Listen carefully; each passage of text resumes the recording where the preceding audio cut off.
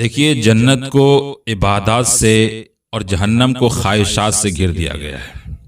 کیا ہے پوری حدیث سنیے گا اور سمجھنے کی کوشش کیجئے گا اور اپنے اندر نیکی پیدا کیجئے، برائی نہیں۔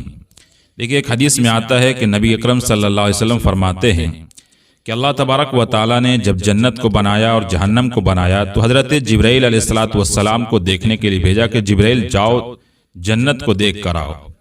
چنانچہ حضرت جبرائیل علیہ السلام گئے اور دیکھا بڑا خوبصورت جگہ ہے۔ آ کر کہنے لگے اللہ تبارک و تعالیٰ کوئی بھی بندہ ایسا نہیں بچے گا جو اس جنت میں نہ جانا چاہتا ہوں۔ ہر کسی کی خواہش ہوگی کہ وہ جنت میں جائے اور ہر کوئی اس میں جانا چاہے گا۔ پھر اللہ تبارک و تعالیٰ نے کہا کہ جاؤ جہنم کو دیکھ کر آؤ۔ چنانچہ گئے اور دیکھا کہ بڑے خطرناک جگہ ہے۔ تو حضرت جبرائیل علیہ السلام جب دیکھ کر لوٹے تو فرمایا کہ اللہ، اس جہنم میں تو کوئی بھی بندہ، ایک بھی بندہ دنیا کا جانا پسند نہیں کرے گا، ہر کوئی اس سے دور بھاگے گا۔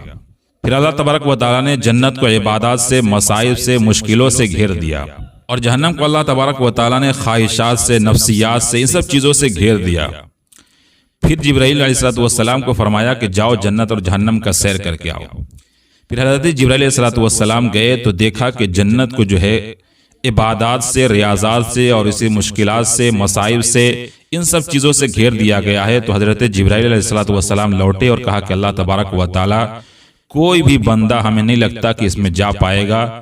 اب بہت ہی کم بندے ہوں گے جو اس میں جا پائیں گے، شاید کوئی جا پائے، کیونکہ اسے عبادات سے گھیر دیا گیا ہے۔ اور اس کے بعد جہنم کو جب دیکھ کر لوٹے تو فرمایا کہ اللہ تبارک و تعالیٰ جہنم میں خواہشات، نفسیات، ہر بندہ اسی کے طرف لپکے گا، اسی کی طرف دوڑ کر بھاگے گا، اسی طرف جائے گا۔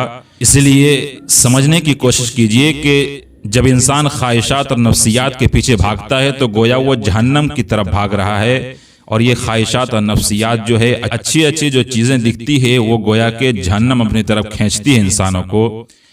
اور جو عبادات اور ریاضات، مشکلات، یہ سب دنیا میں جو آتے ہیں، ابھی ٹھنڈ کا موسم چل رہا ہے، اس میں اٹھ کر نماز پڑھنا، جو مشکلات ہیں، یہ مشکلات آپ کو جنت کی طرف کھینچتی ہے، کیونکہ جنت کو جو ہے مشکلات، مصائب، پریشانی، عبادات، ریاضات اور طرح طرح کی چیزوں سے اللہ تبارک و تعالیٰ نے گھیر رکھا ہے۔ اسی لیے وہاں صرف کانٹے ہی کانٹے آپ کو نظر آ رہے ہیں کہ یار صبح کو اٹھنا، فجر میں وضو کرنا بڑی مصیبت ہے۔ تو یہ اصل میں یہ جنت کی کوالٹی ہے کہ وہ آپ کو جنت اپنی طرف کھینچ رہی ہوتی ہے عبادات کے لے کر۔ لیکن ہم کہاں بھاگ رہے ہوتے ہیں؟ اس تھوڑی سی مشکل کو دیکھ کر، اوپر کی مشکلات کو دیکھ کر ہم اوپر والے خواہشات جہنم کی طرف بھاگ جا رہے ہیں۔